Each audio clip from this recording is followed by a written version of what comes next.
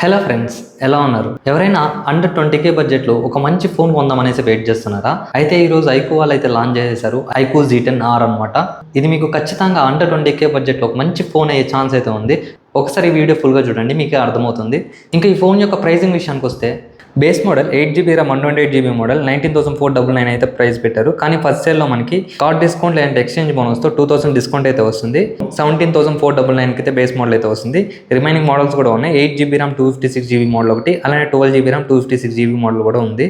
దీని యొక్క first sale మనకి 29th జూలై 12 PM అయితే అమెజాన్ అలానే ఐక్యూ యొక్క అఫీషియల్ వెబ్సైట్లో అయితే సేల్ అవుతుంది. ఇంక ఈ వీడియోలో మనం ఈ ఫోన్ ఎవరికి సూటబుల్ అవుతుంది, ఆ ఫోన్కి ఆ ప్రైస్ వర్తా కాదా, అలానే మార్కెట్లో దీనికి కాంపిటీషన్ ఫోన్స్ ఏవేవి ఉన్నాయి అక్కడ, అవన్నీ అయితే మనం ఈ వీడియోలో అయితే డిస్కస్ చేసుకుందాం. ఇంక లేట్ చేయకుండా వీడియోలోకి వెళ్ళిపోదాం. Welcome to our channel tech with క్రిస్టాని. అందరికి నమస్తే. మన వీడియో ఫస్ట్ టైం చూస్తున్నట్టయితే నా పేరు కృష్ణ. మీకు ఈ వీడియో చూస్తున్నంతసేపు ఏదో ఒక పాయింట్లో మన కంటెంట్ మీకు నచ్చితే మాత్రం మన ఛానల్ సబ్స్క్రైబ్ అయితే చేసుకోండి. ఫ్యూచర్లో ఎన్నో మంచి మంచి కంటెంట్ మీ ముందుకైతే తీసుకొస్తాను. ఇంకా ఫస్ట్ మనం ఈ ఐకూ Z10R యొక్క స్పెసిఫికేషన్స్ అయితే అబ్జర్వ్ చేద్దాం. ఇప్పుడు మనం దీని యొక్క మెయిన్ 4 పిల్లర్స్ అయిన డిస్ప్లే, పర్ఫార్మెన్స్, బ్యాటరీ అలానే కెమెరా, ఈ వీటి గురించి అయితే మాట్లాడుకుందాం. అందులో ఫస్ట్ మనం డిస్ప్లే చూసుకుంటే 6.77 inch full HD plus quad curved AMOLED display అయితే ఉంటుంది. ఇది HDR10+ అలానే 10-bit ప్యానల్ అయితే ఉంటుంది. 120Hz రిఫ్రెష్ రేట్ అయితే సపోర్ట్ చేస్తుంది. దీని యొక్క పీక్ బ్రైట్నెస్ చూసుకుంటే 1800 nits అయితే ఉంటుంది. అలానే దీని ముందర యూజ్ చేసిన గ్లాస్ వచ్చేసి డైమండ్ షీల్డ్ గ్లాస్ ప్రొటెక్షన్ అనమాట. ఇంకా అలానే మీరు డిజైన్ అబ్జర్వ్ చేసుకున్నా కూడా మొత్తం బ్యాక్ సైడ్ మనకి ప్లాస్టిక్ అయితే ఉంటుంది. గ్లాస్ అయితే కాదు, గ్లాస్ లుక్ అయితే వస్తుంది కానీ టోటల్ ప్లాస్టికే. సైడ్ ఫ్రేమ్స్ కూడా ప్లాస్టిక్ అనమాట. ముందర ఫ్రంట్ డిస్ప్లే వచ్చేసి స్కాట్ సెన్సేషన్ గ్లాస్ అయితే ఉంటుంది. అదే వీళ్ళు చెప్తున్న డైనమిక్ గ్లాస్ ప్రొటెక్షన్ అయితే ఉంటుంది అనమాట. ఇందులో డిస్ప్లేలో మనకి డాల్బీ విజన్ అయితే ఉండదు. అలానే ఇంకా పీక్ బ్రైట్నెస్ కూడా అయితే కొంచెం తక్కువ అయితే ఉంది. ఇది ఒకటి అబ్జర్వ్ చేయండి. నెక్స్ట్ అలానే పర్ఫార్మెన్స్ చూసుకుంటే ఇందులో మనకి మీడియాటెక్ డైమెన్సిటీ 7400 ప్రాసెసర్ అయితే యూజ్ చేశారు.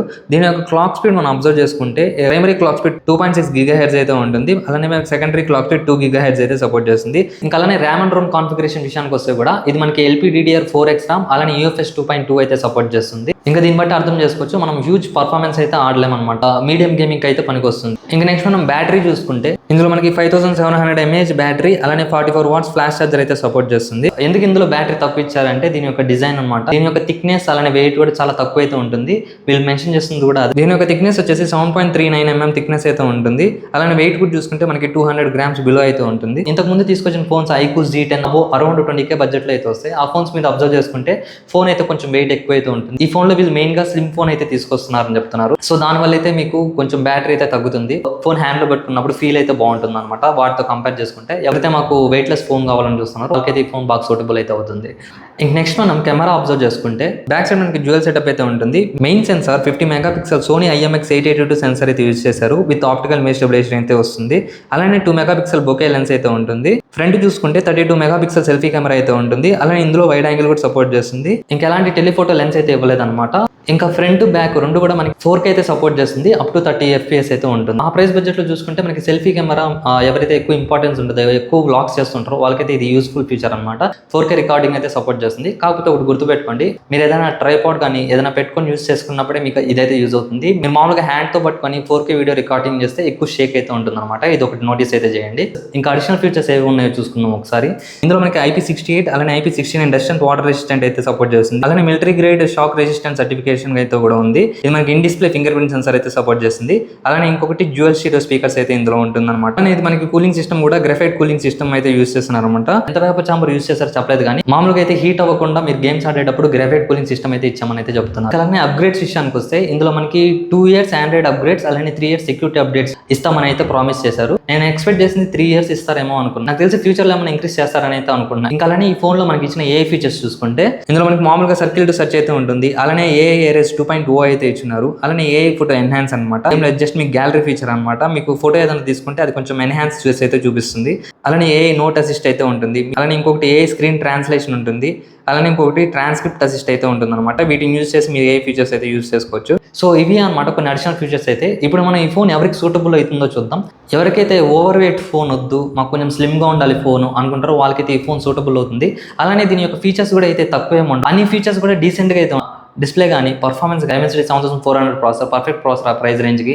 అలానే బ్యాటరీ కూడా డీసెంట్గా అయితే ఉంటుంది, కెమెరాస్ కూడా డీసెంట్ అనమాట. మెయిన్ సెన్సర్ అయితే మంచి సెన్సర్ అయితే ఇచ్చారు, సోనీ IMX882 సెన్సర్. సో ఇలా అయితే అన్ని డిపార్ట్మెంట్స్లో టిక్ మార్క్ చేసి ఒక డీసెంట్ ఆల్రౌండ్ ఫోన్ కావాలనుకుంటే అప్పుడు మీరు ఫోన్ అయితే చూస్ చేసుకోవచ్చు. మాకు అలా కాదు, మాకు మెయిన్ ఇంపార్టెన్స్ బ్యాటరీ, లేదంటే మాకు మెయిన్ ఇంపార్టెన్స్ పర్ఫార్మెన్సే, అలా ఒక్కొక్కరికి ఒక్కొక్క కేటగిరీ అయితే ఉంటుంది.